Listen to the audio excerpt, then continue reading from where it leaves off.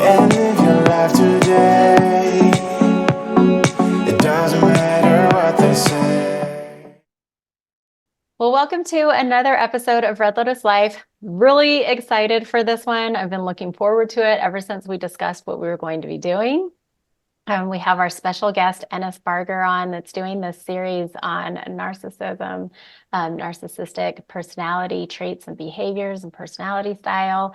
And it has been so incredibly helpful for so many people. I'm just so grateful that you're here, Enos, and you're doing this with us. As always, I have my beautiful co-creator here, Sarah Elizabeth Hoffman, and we together co-create Red Lotus Life, where we support survivors of domestic violence, abuse, and human trafficking. And we do a resource playlist where you can come on and you can get free resources, different practitioners, healing modalities, all of that. And honestly, I think what we've been doing with Enos right now is actually going to have its own playlist. It's not out there quite yet, but I think it will because it's been so helpful for so many people. So thank you for being here today. Thank you. I'm excited as always to be here, and again, really looking forward to talking through our content for today. I think it's it's imperative that it's something that we cover, and glad that we're getting the time to get around to it now. Yeah, it's something that you wanted to do from the very beginning. Yeah. Everything's good in timing. Yeah. I think it's the right time. So today, you can go back and you can check out all the things that we've talked about. We've talked about, I don't know, what are some of the things that we have, relationships and boundaries and how to navigate relationships when you are in a relationship with someone with these traits. And really, it's all about everything that we've done up till now and we're continuing to do is develop empathy and understanding for this personality type, because it has been so amazing with my own healing journey as well as we've done this series. So today we're going to actually be talking about the process of demoralizing. So demoralization and the breaking down of a partner in a relationship and how important that is, so that you recognize that, because that's one of the things that I did not recognize. I'm going to say it right now. I didn't recognize. I couldn't understand what was happening. I couldn't understand when we were talking about, or you showed us some of the things that you wanted to talk to us about. I was checking literally off the boxes of like, yep, I didn't know what was happening when this happened. Yep, I didn't understand the why. And I feel like this is so important actually for our viewers, because I think that's probably the number one question that I've received as a domestic violence survivor is, how did you get into that situation? Like, that's the biggest thing. How did you get into it? How did this progress over time? How did you not see it? And so I love that we're going to be talking about it, because I personally would like to understand, and I'd also like to be able to explain it to other people in a way that comes from your perspective. And I think that's great. Sure. Do we want to just kind of dive in? Okay. Yeah, let's do it. So I think, and I don't want to retread too much of what we've talked in other videos, but I think there's a little bit of a primer that's probably appropriate to lay in here. And because the why is based around the why of that personality type. And so a couple tenets of what we've talked about in the past is despite what you might see on the external, the manifestation of the narcissistic personality traits and disorders, is at the heart of that is a deeply, deeply insecure person with a without an internally derived sense of self, and it results from being hurt, trauma, and the old adage is hurt people, and that's true here as well. And usually if you become keen enough to figure out the traits in someone, you start looking at the relationships around them in their past, and you will see that it's a cyclical condition. It's not something that's born out of a vacuum. And so, again, always qualifying that there's none of the things that we're talking about, especially what I'm talking about, excuse the behavior or the accountability for the behavior, but understanding kind of the origin story. If people follow comic books and superheroes and things like that, everybody's got an origin story. That's true for all of us as human beings. Narcissists have a origin story, and when you understand that these behaviors are born out of trauma that's been unresolved, at least it makes it a little less personal, especially when you understand that the lion's share of what's done is really driven by a subconscious or unconscious defense mechanisms, and so it's not that people with narcissistic tendencies can't be very cold and calculated. They certainly can be, but the level of this pathology is such that you couldn't maintain it in your prefrontal cortex and keep these strategies and let alone just the sheer amount of energy and willpower to maintain all these frameworks of control around them. It would be impossible to do just generating out of your conscious reality. So the why about most of the things that we're going to talk about today really apply to a couple of basic things around that personality disorder, which is they've built there's this underbelly, there's this internal reality of who they really feel like they are, which is and there's a deep self-hatred, but it's masked because the pain, there's this facade that gets created that is everything that they feel like they should be, or what's appropriate to be, and so that facade is so well crafted by the subconscious that, and the ego's obviously a big part of that. It's so well crafted that it's even impenetrable to their own internal self-examination.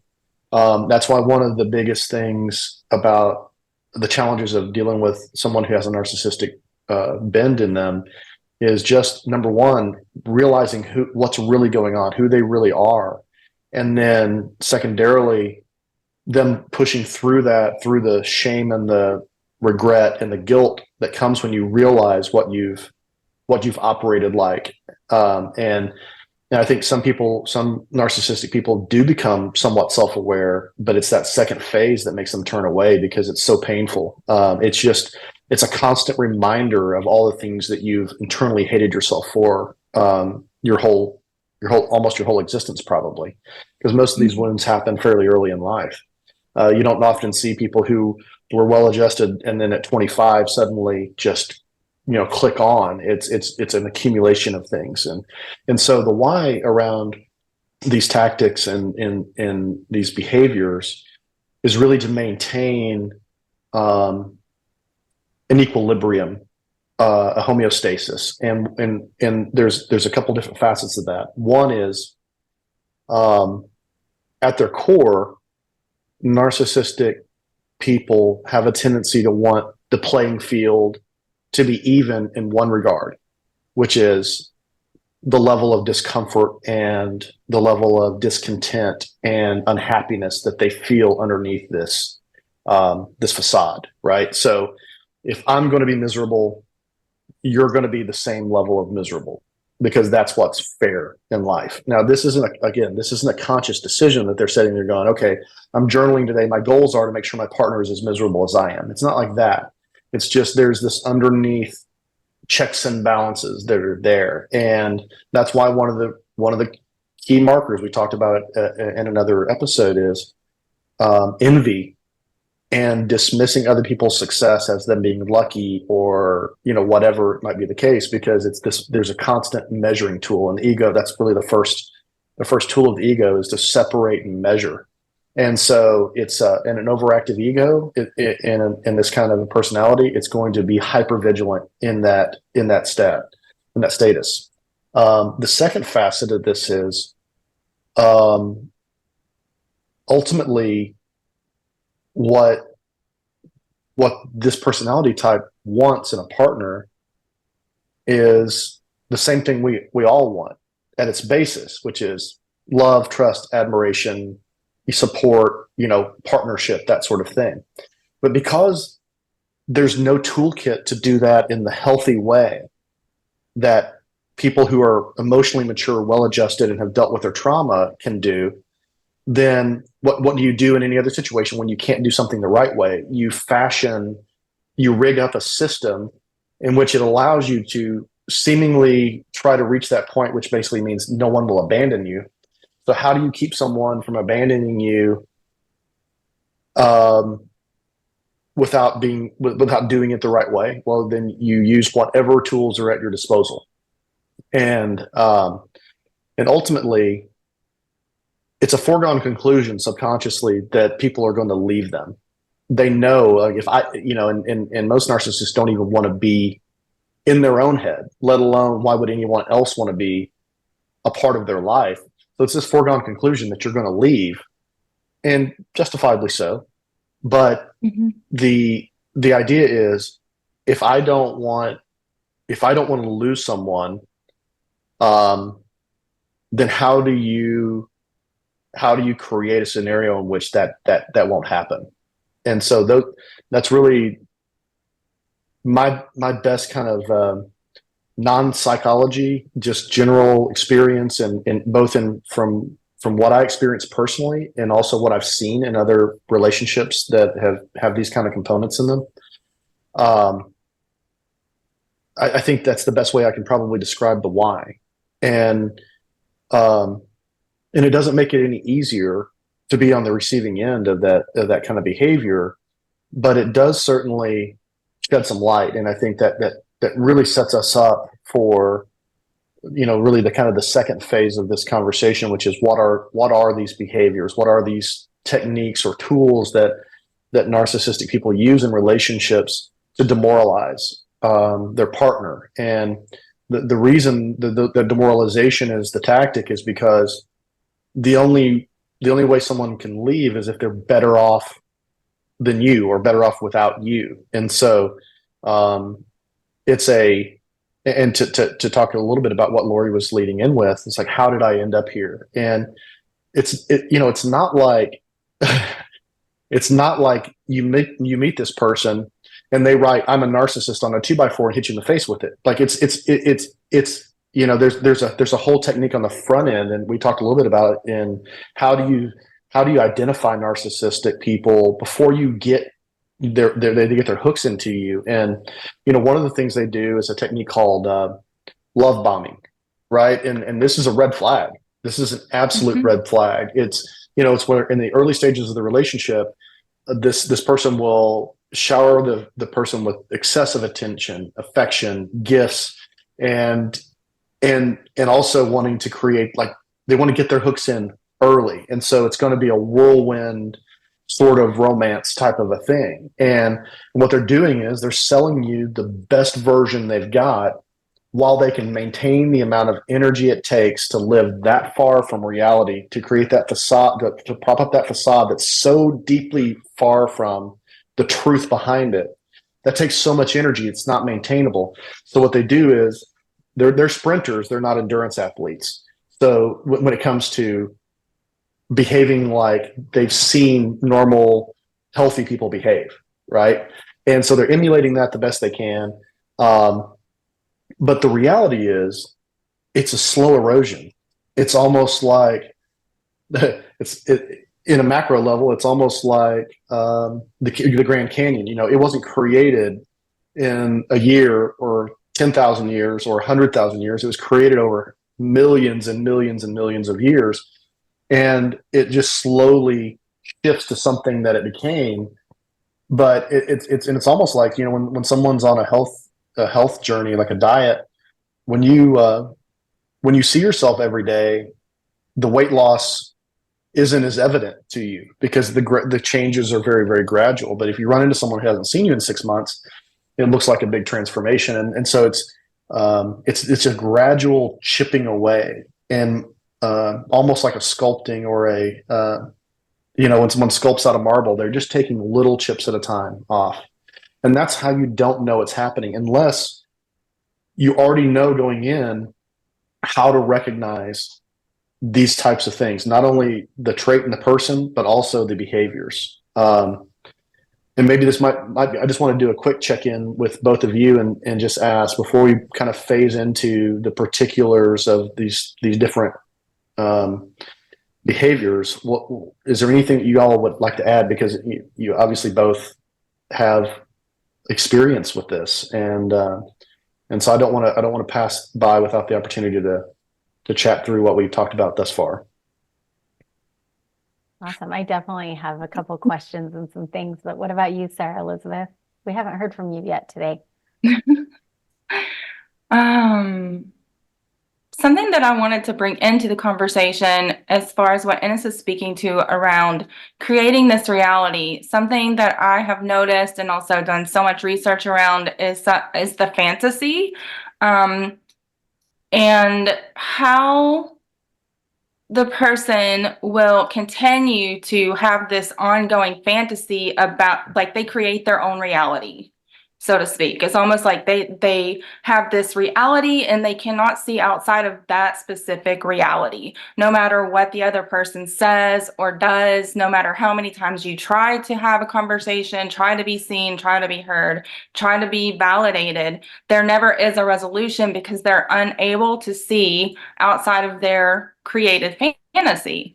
So I wonder if you have any words to speak to around that, like how would you say,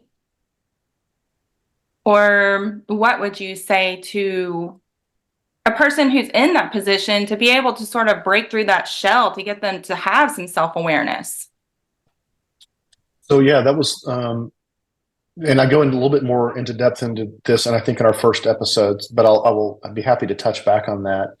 I am convinced that the best way to get a person with these traits to become more self-aware is to keep it from being personal to them. And what I mean by that is a narcissist hates another narcissist more than anybody else does, because, and I'll say this, I'll try to say it in the cleanest way I know, there's only room for one a-hole in the room. And so you'll see clashes. Now, you'll see some people get along as long as they both feel like there's something to gain from each other. But the truth of the matter is underlying, they can't stand the behavior in someone else. And the reason is it's easy to see it in someone else. They may not nail it as that they're a narcissist. They just know they don't like them. So I think that the way that I've been able to approach people and talk about some of these behaviors is when I'm around someone else besides this person, we're both in the company of someone that has some narcissistic behaviors. I will watch, and I will even cultivate a little conversation about how do you feel about that person? Like, how are they striking you? Right. And that they'll be like, I don't like them. They're self-centered and blah, blah, blah. It's all about them. And they just want to control this and control that, or whatever might be the case. I mean, there's so many different things we could poke at, but when they can see how reprehensible that behavior is in someone else, if you can catch the right moment, when you're having a similar situation with them where their behavior is mirroring what they admitted to you that they detested in another person, you might at that point go, you don't go, that's you. But what you can say is, I'm not saying you're the same person, but the behavior that you're exhibiting right now very much seems similar to what you pointed out was something that you didn't like in this other person. And I know that you don't want to be that person. So maybe we should talk about why is that going on right now? And And I'm not going to say that that's going to work the first time, the 10th time, the 15th time. I don't know. But what it will do Or is the plant 30th. seeds, or the 30th. But it will plant seeds. And if that person gets uncomfortable enough, miserable enough, those seeds might germinate and flower. And I think that's your best bet. Outside of some traumatic life event happening, like a death of someone close to them, or maybe something traumatic happens to them physically, or whatever, or by some crazy situation they have a spiritual awakening through, whether it be a medicine journey or something of that nature. I think those are really the only kind of 3 times you're going to really get someone to become self-aware. But the trick is, and it's so hard to do because the discipline that it takes to stay emotionally balanced in conflict. But if you go on the offensive with a narcissistic person, like I've said before, you better pack a lunch, because if they get on their heels and they're in the defensive position, it's over. You're not going to get anything through. So subtlety, and there's an art form to communicating with people without indictment. And so the more you can have ahead of drawing them into the conversation where their behavior is similar to something that they've said that they don't like, I would cultivate many, many examples ahead of that, with however many people in your life that you can draw those comparisons with before you ever broach the subject with this person. And then at that point you have kind of a battery of examples you can go to address behavior when you see that exact same thing being exhibited in your partner. That's my. Can I ask? Yeah, absolutely. So this is why I love our conversations, and I love the series that we're having, because again, it comes back to the empathy and understanding, right? And so when you were talking about, ultimately, everyone wants to be loved. Everyone wants that connection. They don't, nobody wants to be abandoned, left, all those things. So what you said just now that totally clicked for me was that whole thing of, I know this isn't you, or what it was happening right now because of this. It's not about, so it sounds like what you're saying is to approach it, because the narcissistic rage that's something I've definitely dealt with. And also, really, this comes back to the person, right? So I'll say, like, I'll use myself as an example. I have to really be in a sovereign place and not be able to take offense and not have my feelings hurt, and be empowered in who I am when I am speaking to somebody who may have these behaviors, and this is the situation, but come from a place of love. Like, this is where I'll be coming from a place of love and saying, so what's happening? It's not talking about the situation. It's not even talking about the behavior. It's going underneath all of that and saying, what's happening right now? I love you. I'm not going to leave you. I respect you. Whatever. Is that what you're saying? Is kind of like reinforcing that whole abandonment wound, really, or not reinforcing it. What's the word I'm looking for? Kind of tending to it, really protecting it. Yeah. And I want to say, like, nurturing it, right? Like, helping to show the perspective of this. That's because we all have this personality types in our lives. We also experience it ourselves. We talk about that a lot, how when you're talking about what you experience, we also do. You could share our stories even. So again, like, if I put myself in that situation, I'm like, I don't want somebody telling me, you're doing this is your behavior, you're acting like them, da da da da da. But I want someone to come to me with an understanding of, hey, what's going on underneath this? Yes, this is happening. And this is what, like, and I'm bringing it to the awareness of, you don't like it in other people. But then the main cause of concern or discussion is, what's happening here? How can I help you? Yeah. Is that what you're kind of saying? Yeah, not so. I didn't say it nearly as eloquently or with that kind of depth. And it's I will say this: it's a big ask for someone who's on the receiving end of narcissistic behavior from their partner.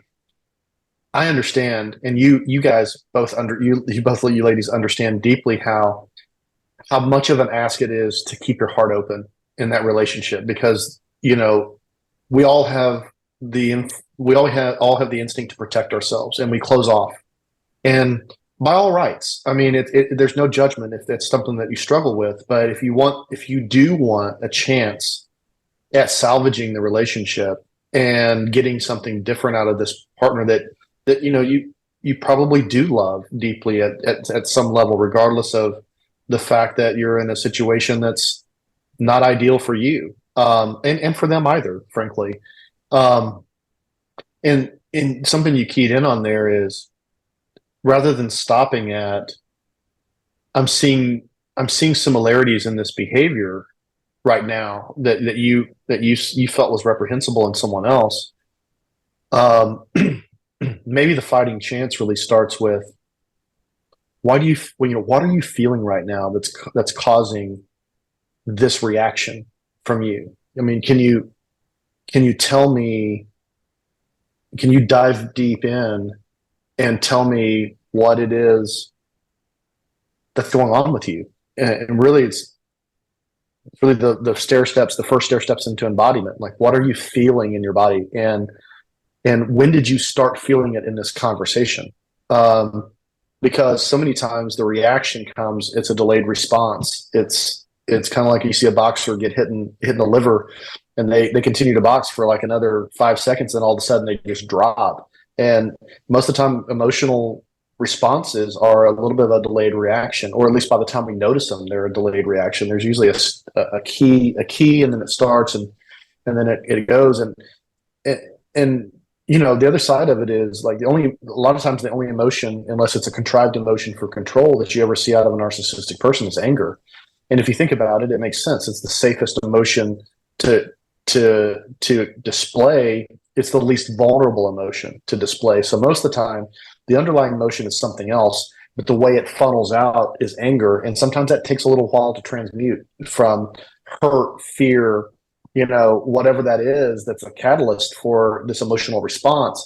It bubbles up and it transmutes into anger, and that's what spews out. And so if you can help someone backtrack their steps, like, number one, when did you start feeling an emotion? Where did you feel it? And and sometimes you have to also be so intuitive that you already know, because of how the conversation, the dialogue had went. You already probably know what soft spot you hit with them, and so this you is try to a maybe slippery minister slope. to that. It is I because like this is yeah. Can I share why I think that? I'm sorry to sure, interrupt you. absolutely. No, Okay. absolutely. Because this is also where conditioning can happen.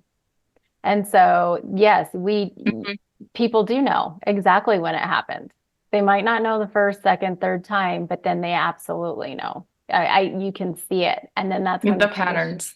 Yep. And then that's when the conditioning happens, because also a lot of times, see, this is why I say you really have to do your own deep work, I think, on this, and really know yourself, because what I've experienced in these situations is that I'm being told it's my fault. I'm being told I'm the one that started it. I'm the one that did it. I'm the one that made them jealous. I'm the one that made them feel unworthy. And this is like, relationships with children and everything. It's not even just intimate relationships, but what I've experienced is that I'm being told. So then what happened with me prior to doing this work was I became conditioned. Okay, then I'm not going to do any of these things. If that's what happened, and I'm being told it, and it is my fault, and it's now I'm not going to do any of these things, which I'm super excited for us to evolve more into this conversation, because that's when the leverage starts to shift, right? And so it really does. I love that we're even bringing all of this up, because you do start to notice, Are you like, what I want to say right now with people is really check in with self and like, can you stay in an empowered state, not get triggered, not get activated, truly come from an open heart? And really, it's almost like you're just in the fire. Like you're in the fire, you're standing in the fire. How long can you hang out until it dissipates? Because it will. But it takes that person to know that you really are there for them. That you're not, they're going to throw everything at you Yes. until they know, okay, the trust is there. And it's all subconscious, it's all unconscious. And so it's almost like if you're in a relationship with somebody like this and you're having this conversation, you literally have to, kind of like what you said, almost prepare for it in a way, right? With all of this, and just know that this is what's coming, and know you can hang in there because you care deeply about this relationship, this friendship, whatever it may be. Yeah, and I think we were talking before the recording, and this is something that I think about a lot when I'm explaining to someone the first steps of meditation or mindfulness, and we're talking about the kind of the observing the observer aspect, which I think is, for me, it's one of the starting points whenever I'm working with anybody who is struggling to find a better quality of life for themselves between their ears. And the analogy that I draw is that the stream of thoughts are like a river, and there are certainly times that the river is engorged. There's been rainfall up in the mountains, and it's flowing rapidly. There's tumultuous waters, and then there's other times when it's slower and it's a little shallower and drier, and the effects aren't as big. But the thing is, if you constantly are standing in the middle of that water, you're always going to be subject to the effects of it on you, and you're going to be tossed about in the water. And the fighting chance you get with meditation and mindfulness and the observing the observer is, you can't make the river stop, but you can climb out on the bank for a while, and you can not drag your hand in the water and let it be pulled. You let it flow by, and you quit letting it have that control. What that provides for you is an anchoring, where the water, even when you're back in the water is still flowing, but if your feet are firmly planted and you've got something to hold on to, you're not swayed by it. And I think that analogy draws a natural comparison here, where that self-work and that knowing who you are and being prepared, mentally prepared, coming in with an open heart, with empathy and love, and a goal to not even to score, but to really move the relationship forward, you have to have a good footing. And like you alluded to, these tools that we're talking about later on, they're really meant to keep you in an imbalanced state where you don't have solid footing underneath you. And I would make sure to clarify that when you start to draw the lines back, like when you start to backtrack even within yourself about what part of the conversation caused this flare up, what sensitive spot got poked, right? And because this is really a defensive reaction around that. Think about a raw sore spot, like you walk too long with sweaty pants on, and all of a sudden you got raw and chafed spots. You're going to do anything you can to try to keep those things from getting touched. And that's really what's happening internally in this with the ego. It's there to protect these wounds. It's not to change your behavior to avoid what needs to be done. It's maybe, if you know where it came from, you can help guide that person, because that's probably the last place they're going to want to look. And so knowing that gives you just a little bit of an edge to help maybe guide them back to that. Ask questions that help them dig in, And um, and again, it's a tall task. I'm not going to say it's going to be easy, but if you really want to try to save the relationship, um, I think that's probably your best and most fruitful course of action. But yeah, don't let them mold you away from truth.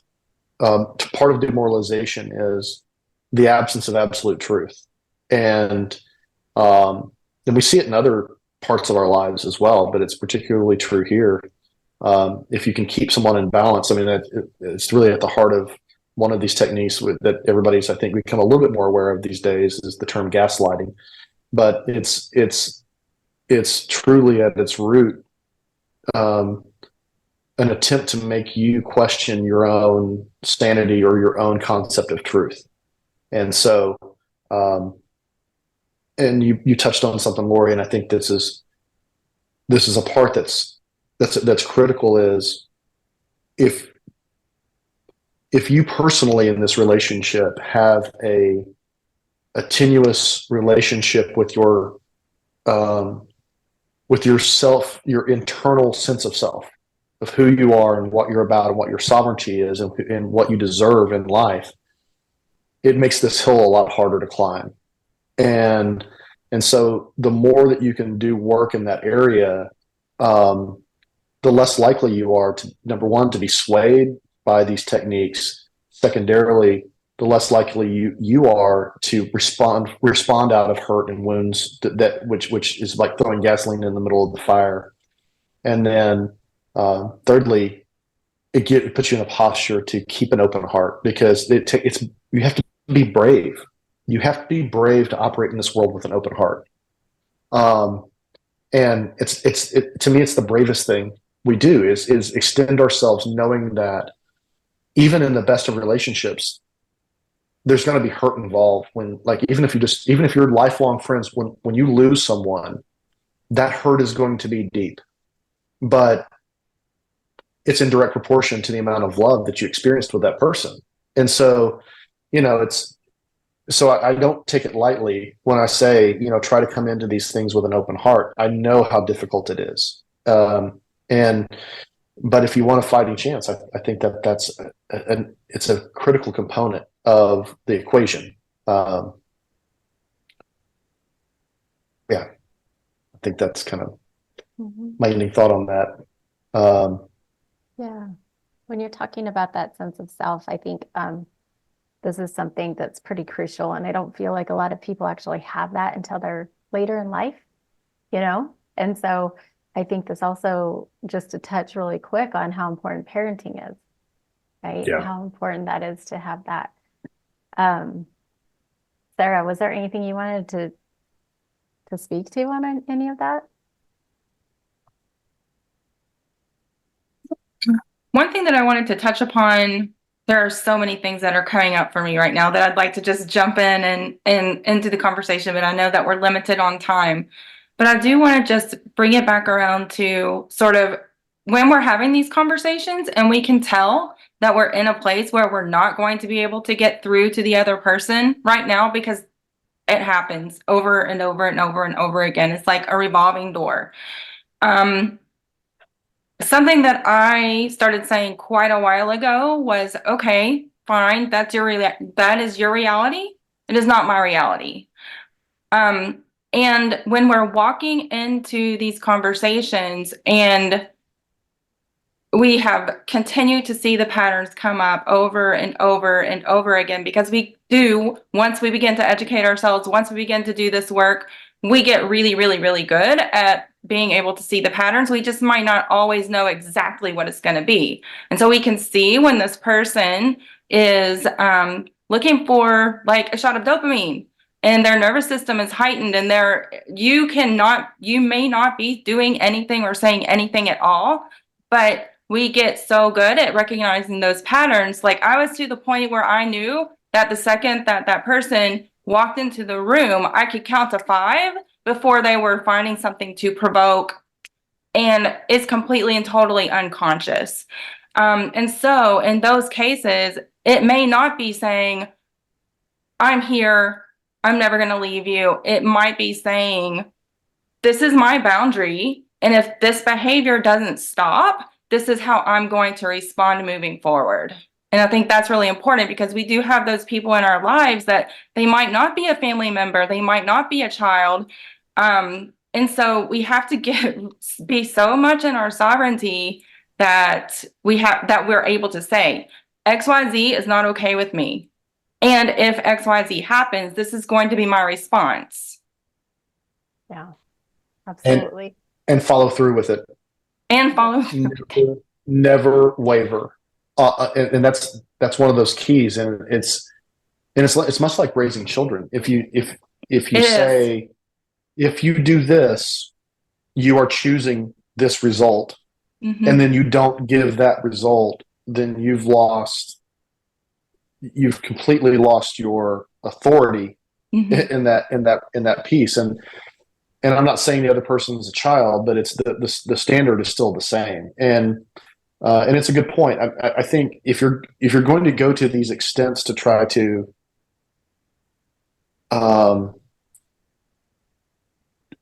work with someone that you're in a relationship with, it's got to be a relationship that merits that sort of effort. I would not take it upon yourself to feel responsible to try to help fix someone, which you can't fix them, but you can assist them in their own self-realization and their discovery and then their path to healing. But it doesn't need to be casual relationships. It's not your job to fix people, even if you know how to. Because the unfortunate reality is, and you're both healers, and you know this, like, everybody wants a new life, but very few people want to have a funeral for their old one. And until someone's ready to do something different, no matter how much you want it for them, it's not going to happen. And it's not being cold. It's just a matter of knowing that human behavior is such that a rare few people are truly ready to be uncomfortable enough to truly change and grow. And if you waste a ton of time and effort on people who are not ready to receive it, then you're really depriving it from the energy that you have to give to people who are ready. And so, yes, I think, I would not encourage this unless you're in a position where honestly, even if you care deeply for this person, but you don't have a deep attachment like children or other ties in which a fracture of that relationship affects more than just you two. I'm not suggesting that people stay in a relationship with someone who's malignantly narcissistic. It's a long road, and there has to be deep love and affection on your part to be willing to put this kind of time, effort, and the risks involved. Even if you're well equipped, it's still a risky endeavor. And but I do love the fact that you're talking about, and when you get more attuned to your own energy, then you become more attuned to other people's energy. And when they walk in the room, you can feel it. And what you're really talking about there's this churning. And I talked about this in the first installment of our series. There's this tumultuous churning going on inside these people. And you would not want to live a day inside that. And there are times when they're more, things are good. They feel like they've got the world by the tail, and they're in control of things, and they can be delightful people to be around. But you can feel the energy off of them when they're off. And you're right, they will pick a fight because they're looking for something to blame, and they're looking for something to be the outlet for this pressure. It's like a volcanic eruption. And the best thing you can do, if you come to the point, even if the conversation started normally and you're trying to take these steps, when the wall comes up. And when that's the case, absolutely stand tall and say, I think it's not a good time to continue this conversation. Right? Or if they're coming in kind of off the key and just going after you about something, be willing to just walk away from the conversation and distance yourself, because they're really wanting to get the rise out of you. Because what's happening in that situation is, I feel like crap, I'm unhappy, I'm angry, I'm furious inside, and I need you to be the same. That's really they're really trying to drag you into the deep water, like an alligator. Alligator pulls someone in the deep water and they roll them around. They're familiar with those feelings. They don't like them, but they're familiar with them. They're much more adept at fighting in that realm than you are. So the best thing you can do is get the hell out. Get the hell out of that situation as quickly as you can. So I'm glad you guys are bringing up some of these things that are sometimes when you're in the middle of talking about it, you don't think about all these little other legs and angles that are off of there. But yeah, those are excellent points around this, and understand I don't ever want you to think that I'm conveying that it's your responsibility. Right. It's choice. If you see value in trying to heal the relationship through helping this person become more self-aware, then great. Use these tools. I 100% support you. But it's not your responsibility. Mm-hmm. And you don't owe it to anyone. And you don't have to feel guilty if you're willing to walk away from it. So this is so good, because this also ties in the love bombing. So this is so good. And I also want to share, I love that you're bringing up the boundaries. And also, even if it is children or family, like, we can still do this. We can still love from a distance, set boundaries, all those things. But let me ask you this. So now you brought up love bombing. And I wanted to actually talk about that too, because there's this cycle that begins to happen now, right? So with love bombing, a couple of things.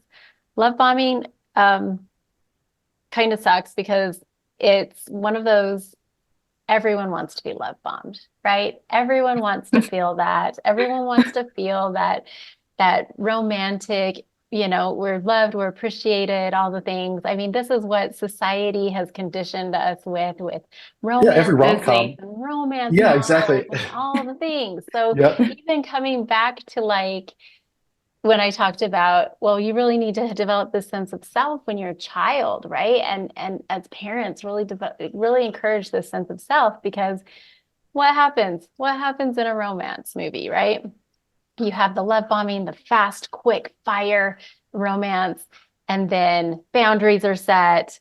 You follow through with the boundaries, and now you realize how much you really want this person in your life. And so now there's that honeymoon cycle that comes into play. Okay.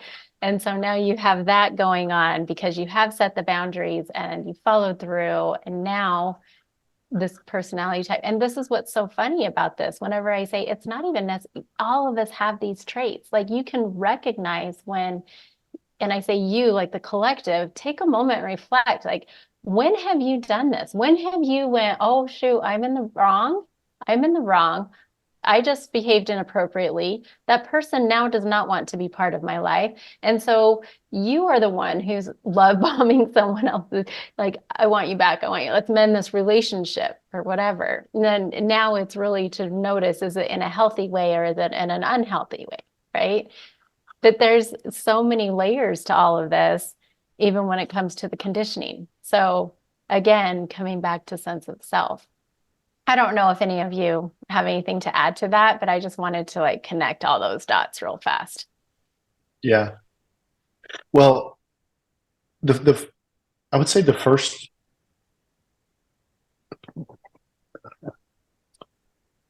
and I don't know if you would necessarily, I know it's definitely a component of trauma bonding. But narcissistic people, because they're hypervigilant and in their defense of themselves, they're very adept at reading other people. And I certainly identify with that. And there was a period of time after I became self-aware about how it had been used to manipulate. I felt like that was really a dirty thing, and I was ashamed of that part of me. And what I realized was, it's a gift that, if you're healthy, turns into empathy. And it turns into really being able to feel another person. And actually, to the point where you actually have to start setting energetic boundaries for yourself, because you can feel other people so much that you'll take on the stuff that they're feeling, and you'll experience it yourself if you're not careful. But that innate sense that's built into these people, it's like when you're unhealthy, when you're deeply unhealthy, it's like a shark's ability to smell blood in the water. And if there's a vulnerability in you in which you're not okay being alone, that's like a bleeding artery in the ocean to a shark. And that's easy to say, like, you need to be okay without someone, because that's a tough place to be at, become in our life, especially like you said. It's something that happens generally as we get a little older. But the more okay you can be, and the more content and fulfilled and feeling like you're living a life of prosperity when you're on your own, it means what you're looking for is somebody that accents that, not fills a gap that's missing. And so that vulnerability is where the first leverage gets kicked in. And so, like you said, Lori, everybody wants to be loved, and that love bombing, the reason it's so effective is most of us, even if it seems too good to be true, it just feels so damn good. You almost can't not get sucked into it. Right. And because it's feeding this piece of you that maybe you don't have fleshed out yet. And that's why, it's easy to say, have a strong sense of self. It's an easy thing to say, not an easy thing to do. But yeah, in the same regard, that other person is in the same situation. They're looking to you to be the missing piece of their life that fills this gaping maw in their chest. That everything they've tried to do, whether it be material things or success or image or whatever, none of those puzzle pieces have fit in that spot. And that spot can't be filled by something external. But to fill it with the internal, you have to be able to take a deep dive and know yourself, deal with your shadow. And they're not a place to do that yet. So you're the next piece that they're going to try to shove in there. And ultimately that's not going to work either. No matter how good of a person you are, how great a partner you are, you're not going to make someone who's broken whole. And so when you don't fix them, in turn, they're disappointed and angry at you, which is completely unfair. But that's just the reality of the situation. So I don't know. I'm loving this conversation. Yeah. Could I say something? Can I speak to that? Absolutely, really quickly? Please. Yeah. What I'd like to share here is that there's nothing more heart-wrenching and difficult than to truly have the capacity to hold space and to love someone unconditionally, and also have to hold your boundaries at the same time.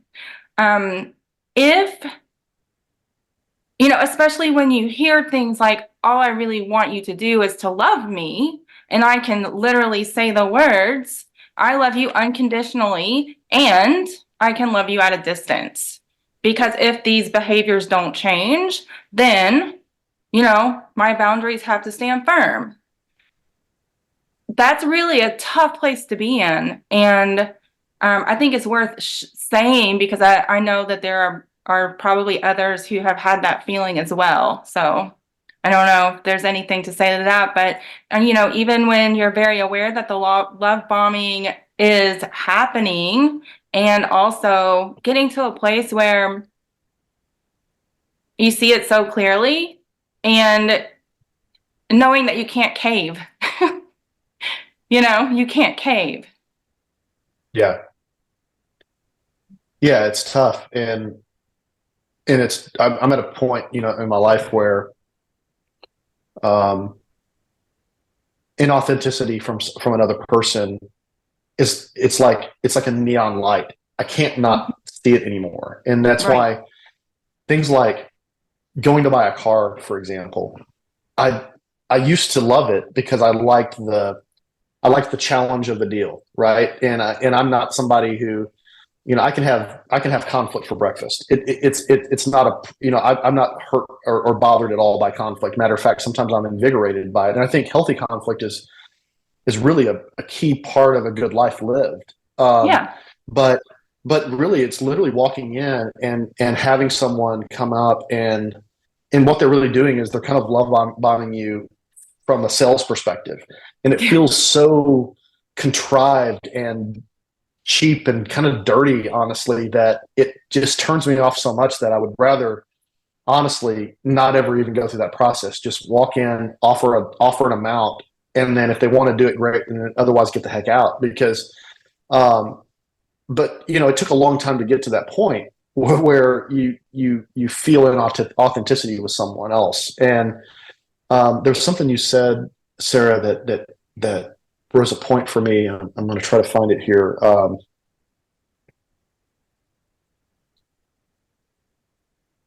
You said, you can tell someone that you love them unconditionally, and regardless of the fact that you truly mean it, and that intention is 100% pure, and what you're saying is backed by how you feel on the inside with your open heart. The reason it's not received is because if someone truly despises themselves, which is what's the case here, They aren't able to receive then it. they don't believe it. They don't Mhm. believe it's possible. Right. I mean, not only not at the conscious level, but much more strongly at the subconscious level.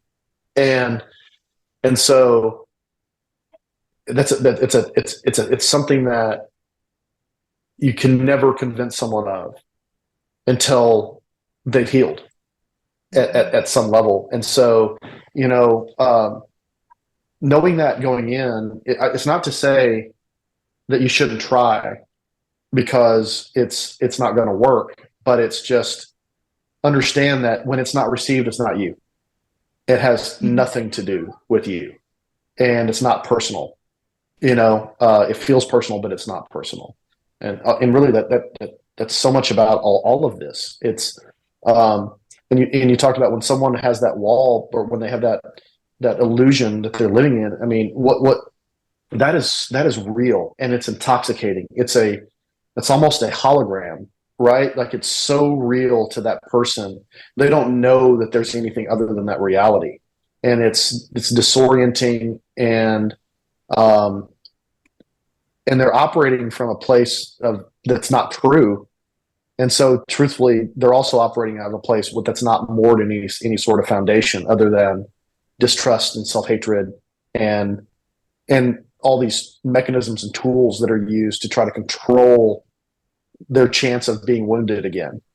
And and that's a daunting situation to be in, no matter what level of depth you have in this relationship. It's it's a tall hill to climb. But really great points. Great conversation. It really is, because now, so as spiral practitioners, what we do is we get to the root cause. Mhm. And so now I'm sitting here going, okay, love bombing. Let's talk about, because most of Abandonment. this does happen in childhood, right? This is what we experience as adults. So and we talk about ancestral and generational trauma and how it manifests in adulthood and all the things.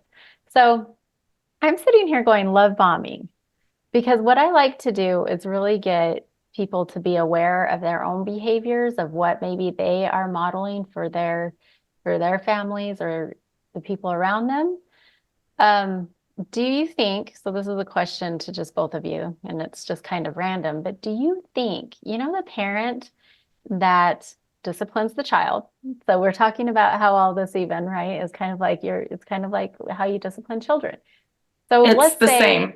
yeah, but they discipline the child, they feel bad, and then they take the child out for ice cream. So do you think this could be an imprint with these traits and personalities, because it is so subconscious and unconscious that maybe that may have been modeled for them, and that's the only way that they know? Absolutely. Absolutely. I I see it. I see it show up. I have seen it show up in different ways. And it's okay, bad behavior. I did something bad.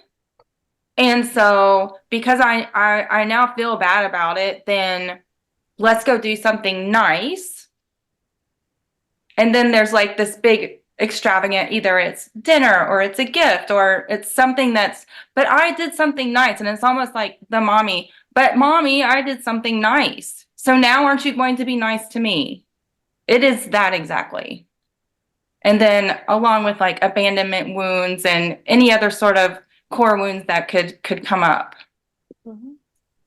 And that's my perspective anyway. Yeah, I agree.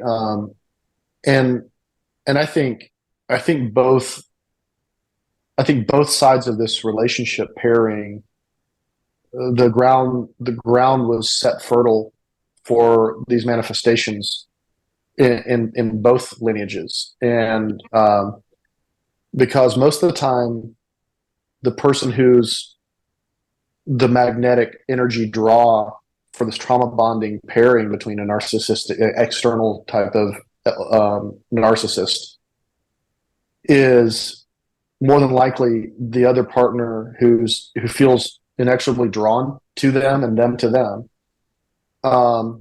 Those patterns, I think, were set earlier on in life, unfortunately. And most of the time, you can look back and you can see narcissism in someone that was key in their life that primed them to be the perfect receptor for this behavior as an adult. And those are deeply conditioned things. And it can be just emotional manipulation. It could be, there's so many parents that have no identity outside of their children. And so that's a tremendous burden to bear as a child, where they're living vicariously through you. Or, I've even seen it where a child understands, and children have an innate understanding, and again, it's subconscious. They're not sitting here thinking about it, but I've seen children who the parent comes in very even keeled and says, "Hey, this is the standard. You're not keeping it." And then that child will actually escalate the situation and bait the parent into getting angry until the parent says or does something that was out of line, or if they felt like they feel guilty about later, because they know that if they can make that parent feel guilty about disciplining them, they will either ease up on the discipline or they'll get something else in return. And manipulation is another one of the things we'll talk about here shortly, is manipulation. That's certainly not exclusive to the narcissistic personality type. Right. Every personality can be manipulative. But Lori, I think you hit the nail on the head. These are patterns that we've experienced and played out in our lives, in countless other relationships. And we don't arrive where we're at in a vacuum. It's not like you just go, "This is who I am," and this is where my vulnerabilities are.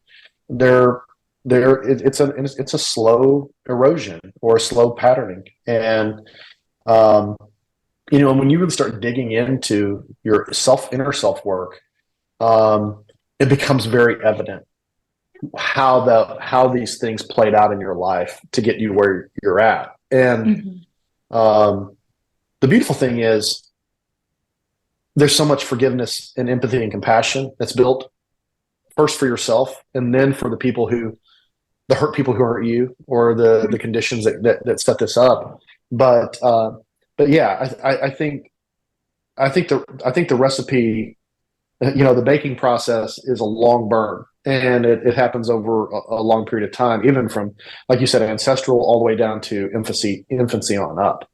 In the womb. In the womb, yes, absolutely. At any point where energy can be exchanged, we're affected by it. And And it could be someone we never even met that was in your mother's life while you were in the womb. Like you have no idea because what her body is going through, the embodiment of all those emotions, that cascades right into the developing baby. And Yes. so, Yep. you know, it's important to understand that. And I think I say all that to say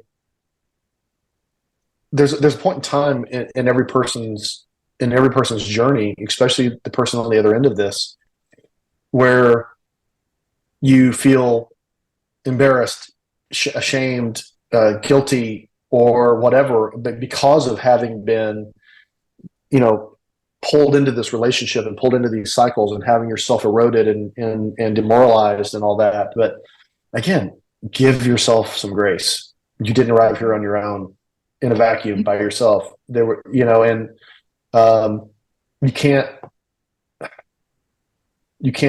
regret and punish yourself into some sort of change. It's extend yourself the same grace and empathy and compassion you would to someone you care deeply about, who maybe didn't take the exact right path for themselves. They made some decisions, and I'm not even somebody who necessarily believes we have a wrong path, but it's definitely a perception that people have about themselves. And but you're not a fool. You're not stupid, and you're just someone who happened to join into a relationship that has a natural attraction. These kind of traumas have natural attractions. Instead of that, real fast. Yeah, absolutely. I'm so sorry. I keep interrupting. No, not at all. No, I love it. Because a few minutes ago, I was kind of laughing and smiling because I made the connection when you were talking about the fertile ground, right? There is fertile ground. So it's actually relevant to what you're talking about right now, how there is a resonance, right? There's a resonance, there's a fertile ground, there's things that happened. And when we're talking about the parenting, right, that just happened. So in my life, I'll share what happened in my life, because one of the things that we really like to do here on Red Lotus Life is actually show what that looks like, what it is that we're speaking about looks like, because I was somebody that zero clue. Because I could talk about this all day long. I'd be the person that was talking about empowerment and everything else, clueless that I was even in a situation like this. So I like to really speak to, like, what does this actually look like? So my experience with this was, let's go back to childhood and let's go back to parenting, right? And parenting styles. So, and we all say that we marry our mother or our father, right? That's pretty much. And I'm always like, no, not even close. What? Because my father who raised me is my stepfather, but I call him my father. So he was in and out of our lives a lot. I mean, and it was normal. It was normal for him to be there. Like, it would be normal for him to be there in the morning when I went to school, and then not be there in the evening when I came home, and not be there for a good 6 to 9 months. And then all of a sudden he'd be there when I showed back up from school, and we wouldn't miss a beat. Like, it was a very different type of marriage, I think, because of boundaries and all those things, right? What we're talking about here.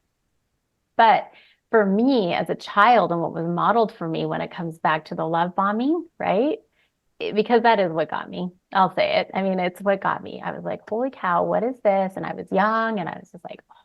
And this is with all of the relationships, not just one, it's all the relationships that I found myself in these situations, friendships, roommates. I mean, it doesn't matter. This is what there was a definite pattern of the love bombing in me, and me leaning into that. Okay.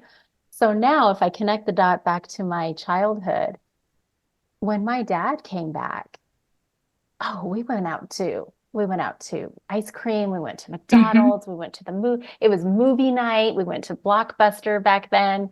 And it was like all the, it was like, oh my gosh, dad's home, not even talking about where have you been, what happened, like none of that. And it was so often so it was normal for me to experience, like, as a child, let's talk, he raised me since I was 5, and this has been going on my entire life, actually, up until he passed.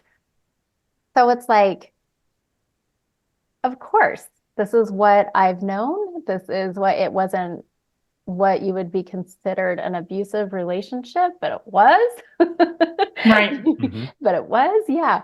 And so now I can 100% see why I've fallen into this with friendships, with roommates, with marriages, with, it's like I can see that was the fertile ground. And so I just wanted to share my experience here so that maybe someone who's listening or watching can kind of begin to connect their dots as they look back. Mhm. Sure. No, I love that. For me, in my father, who I have a great relationship with, and I love him deeply. Mhm. He was raised in a very abusive home due to an alcoholic, abusive father, and it wasn't uncommon for them to be sitting around the dinner table and um, you know him to ask for maybe seconds on something and just get slapped away from the table.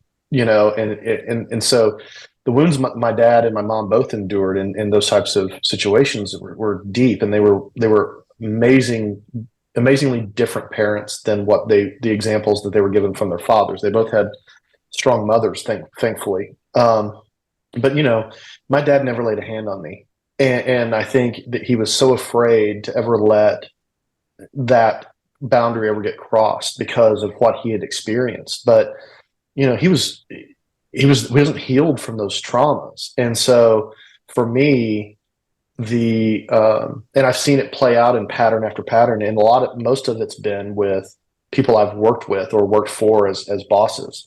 But it's funny how I've ended up in many times working for the same type of a personality, where my dad was rather than being violent and explosive with his anger. I can remember a scenario where I left a screwdriver out in the yard, and it rained and it rusted up, and my dad didn't talk to me for 2 weeks. It was like I didn't even exist in the household, Mhm. and so Silent treatment. yes, the silent treatment. And and looking at it from his perspective, he didn't want to blow up on me, so he let that rage simmer over time, and he dealt with it in different ways. Most of the time, being outside away from the family, working on something, drinking beer. But that was his coping mechanism. And he lived in a time where these kinds of tools weren't available, and you didn't talk to your buddies about the way you felt about things. And so, I feel deeply sorry for him that he didn't have any support mechanisms around him to allow him to heal.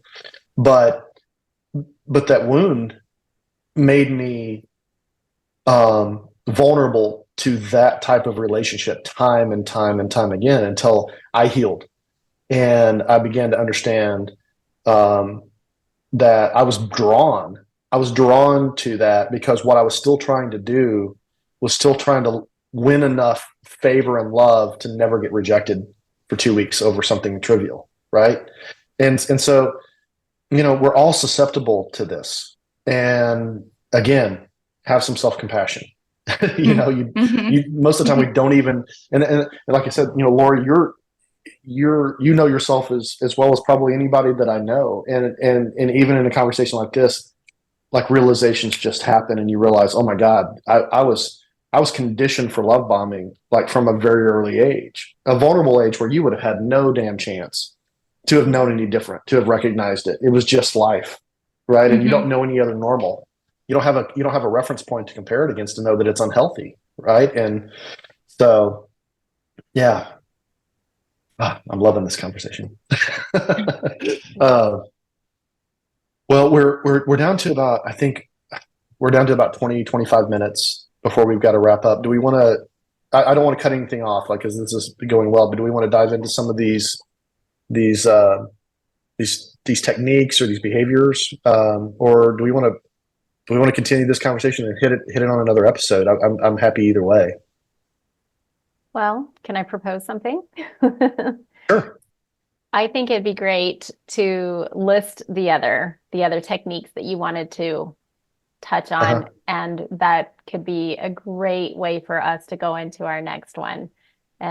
Because I think it is important to at least touch on those things and like what they are, what do they look like, and I'll try my hardest to not interrupt.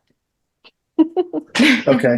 Yeah. And so, what I'll do is I'll just kind of give a little try to give a thumbnail sketch of what each one of these things are, maybe an example on something that might be a little bit more, not as easily defined in just a couple of sentences. And forgive me, I did take some notes here because I wanted to get these, right without having to rely solely on my memory. But, so one of them we touched on, which was gaslighting, and this is a tool that's far from only being used by narcissistic people. It's a manipulation technique, but gaslighting by its definition, at least the way I feel like it is where someone manipulates the other party into questioning kind of their own perceptions, their memories, their sanity. They may deny things like that they've either said or done, and again, rewriting history to fit what benefits them in that particular moment. And in turn, what that does is it truly makes the other person question their own ability to perceive reality, or even their own sanity. Right. And it's most potent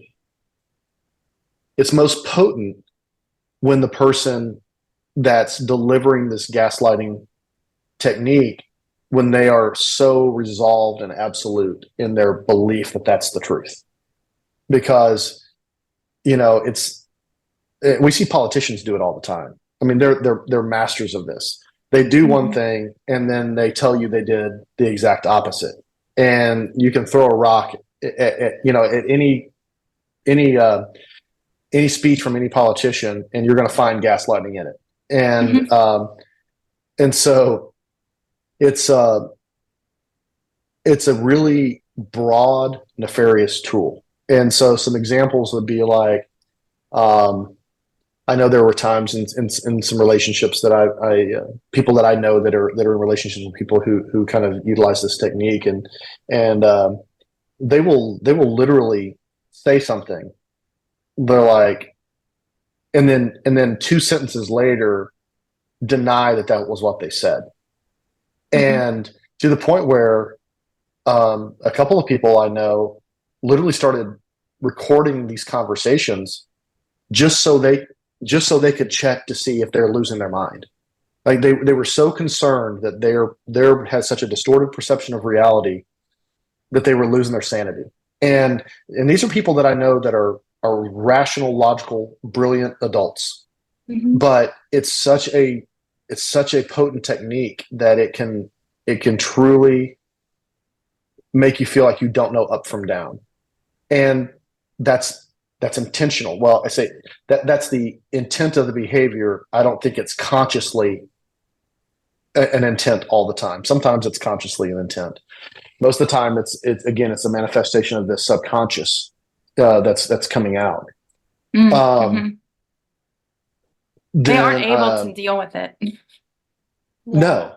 Distraction. No. All kinds of things.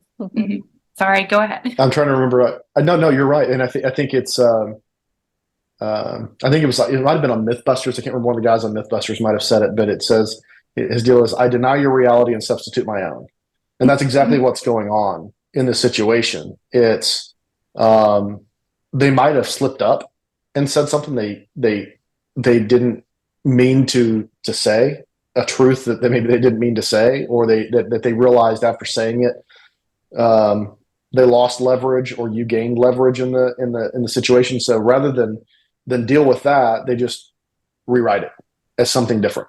And so it's a potent piece of the toolkit, unfortunately. So be aware that you're probably, if you're in this type of relationship, you're probably not crazy.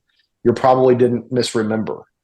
And so like, don't let that erode away at your ability to feel like you're confident in what you know happen in situations. And this second piece, the reason I put it second is because these two are used in combination so almost seamlessly. Projection, again, another trait that is definitely not isolated to narcissistic tendencies. Matter of fact, there's a quote I shared in a past recording from Carl Jung that says, projection of our own shadow makes the whole world a replica of our unknown face. And that's true. And so anybody who's not truly self-aware, who hasn't done the deep dive and worked in their shadow, your projection is going to basically run your life, and you're going to call it fate, because that's how the subconscious deals with it. And so what projection is, it's when an abuser projects their own negative qualities onto their other partner, their victim, and they accuse the other person of the exact behavior that they're exhibiting, and so you can see why the pairing goes well with gaslighting, right? Because I'm on the offense if I'm in this situation where I'm doing these things to someone else. I'm saying something, and then in the next sentence accusing the other person of doing that exact thing. And again, it's one of those things that just, it erodes your self-confidence in knowing what you know to be true, and knowing that this isn't reality that they're operating in. And it's like one of those things where I noticed, I'd read somewhere where they were talking about if a partner in a relationship suddenly becomes paranoid about their other partner cheating on them, so many times it's because that person's already engaging in, or at least beginning to engage in an inappropriate relationship elsewhere. And so you judge people from your own heart. I think that's really kind of the crux behind projection, right? And so it works hand in hand with gaslighting. And these are two pieces that I think are pretty deep hallmarks of an unhealthy relationship with a narcissistic component in one of the partners. Another kind of layer of this would be blame shifting. This is when you confront them with their behavior, the person will deflect and blame it on the other person, or others, and then in that refuse to take responsibility for their actions, right? So they come in in a bad mood, like you talked about. You sense it, you feel where they're at, and all of a sudden the first thing they can find to pounce on, that's the outlet, and they're going at you about it. And you're like, why are you behaving this way? What caused this? Well, it's your fault. It's your fault because you didn't do this, or, you looked at me the wrong way, or you didn't pick up the house the right way, or I came in and food wasn't ready, or, whatever trivial thing they can blame it on. But the truth is they're just wanting that outlet, but they've got to find something to justify it. So all of a sudden they become the biggest critic in the world. Like they can find, like the white glove treatment, right? Anything that's wrong that they can identify, that they can point to as wrong, they'll use that to justify the behavior. And what that really is blame shifting. Or if they have a bad action, let's say they are in an inappropriate relationship outside of your relationship with them, and you confront them about it.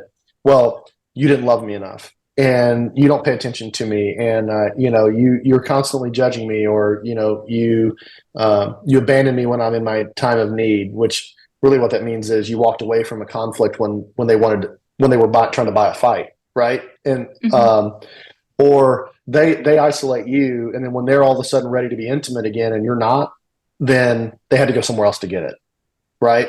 And so but the common thing is there's a Teflon coating on this person.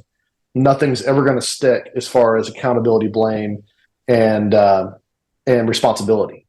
And so that's how I would kind of define blame shifting. And I'm sure there's thousands of other examples that might even be better than that, but I'm just going to give you my best shot at these. Perfect. That kind of leads into another one, and this one's a little bit interesting. And I kind of had to look it up. I really didn't have a term necessarily for it, but it's called the psychological. I guess it's called triangulation. Mm-hmm. But this is where the abusive partner creates jealousy and insecurity by involving a third party. And the caveat to this is that might be real or imagined, right? It doesn't have to even be a real person. It's just a tool. But they involve the third party in the relationship. And this is designed to put you on the back foot and play against that need to not be alone.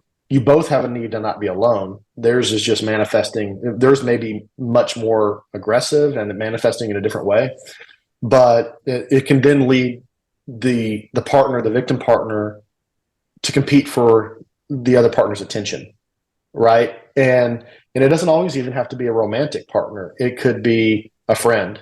It could be a number of different things, right? But what they're doing is, it's like when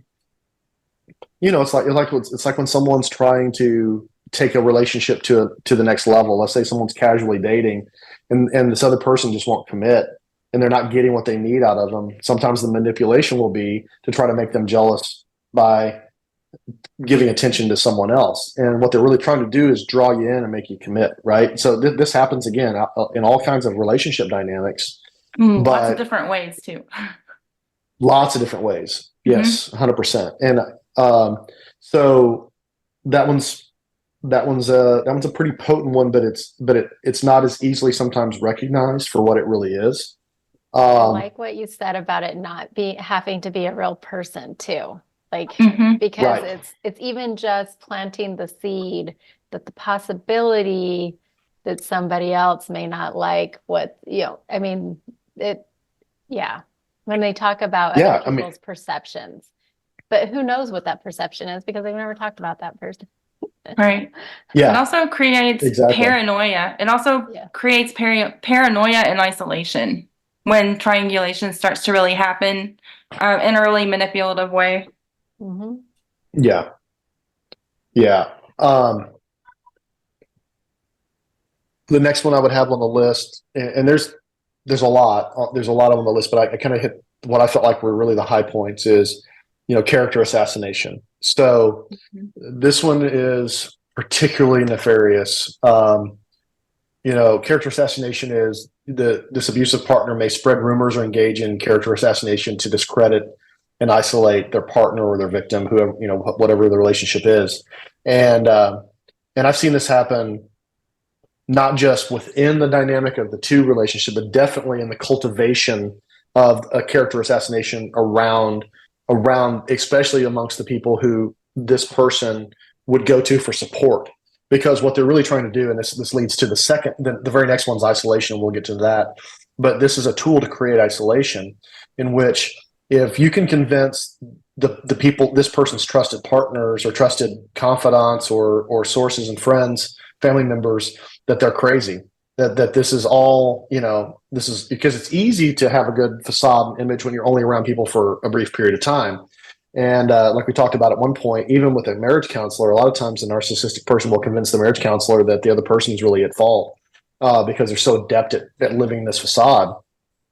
So character assassination is one that is a deep amount of demoralization in the partner, because not only are they attacking you and your belief in your own character, but they're attacking every support structure around you, so that at that point, what they're really wanting is they ultimately have the control over how you feel about yourself.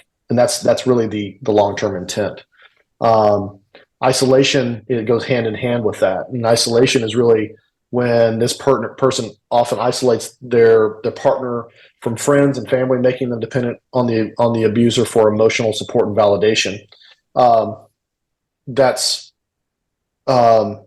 again, it's around getting their hooks in you, and not only are you isolated. Once you're isolated from everybody else, then the next step on the list is silent treatment. Then they isolate you from them, and so that when they do finally decide to gift you with their attention again, you're just so damn thankful that you'll put up with their crap, right? And that's just the best way I can put it.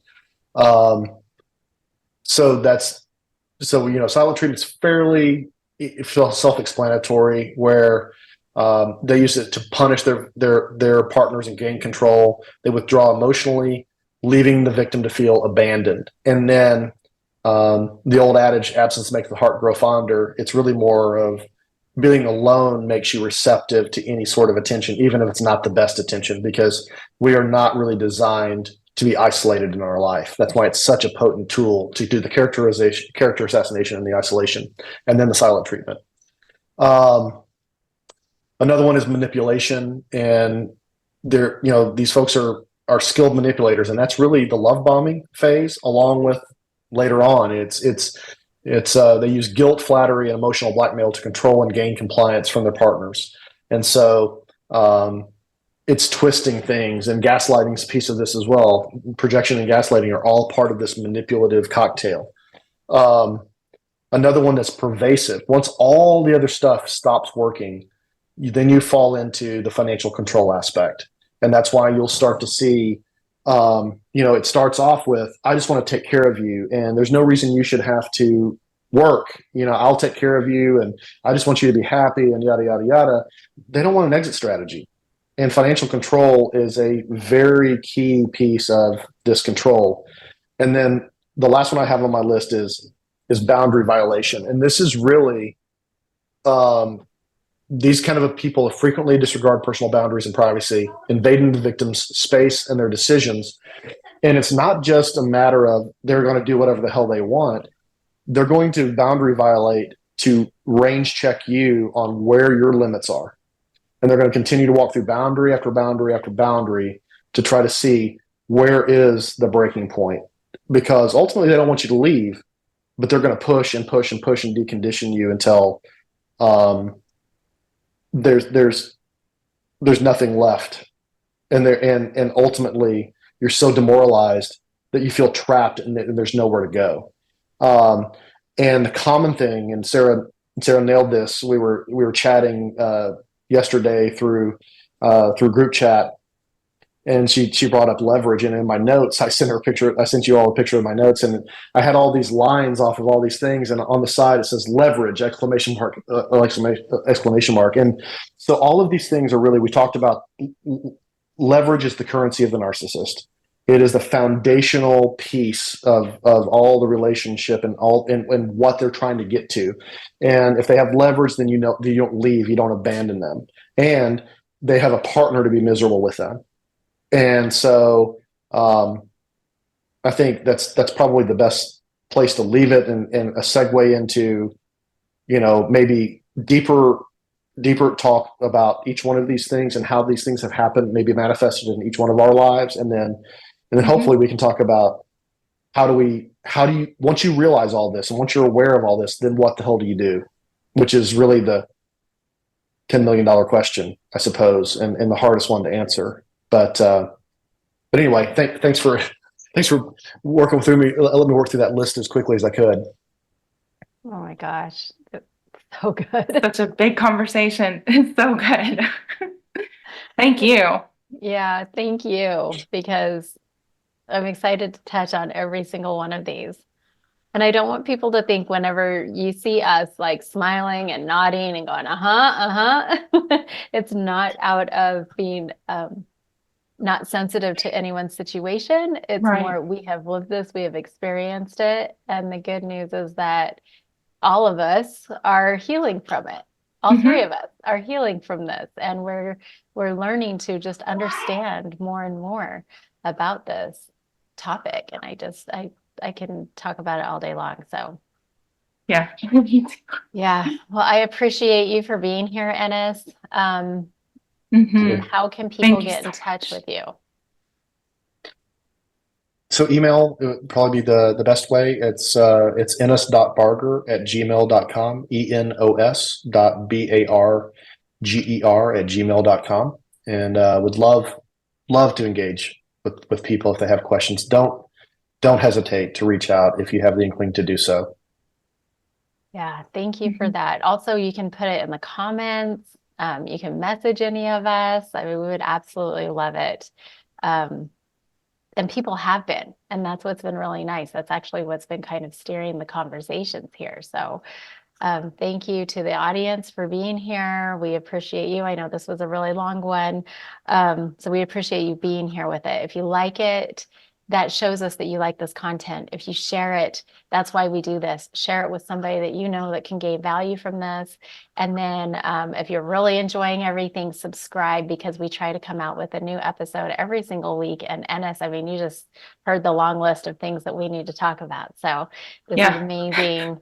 And then one last thing, we're getting ready to start a 30-day challenge. I'll just say that it's in the notes below. So click to join. It's starting in February, of how you can begin to say yes to your soul and actually dig your way out of what we were originally started talking about. This is how you start to dig your way out if you are in these situations. So thank you so much for being here, Enos. I know that our time is it's up. I'm honored. I'm honored to be here. Yes. Yeah. So much gratitude. Yes. Have an amazing, amazing day. Okay. Bye.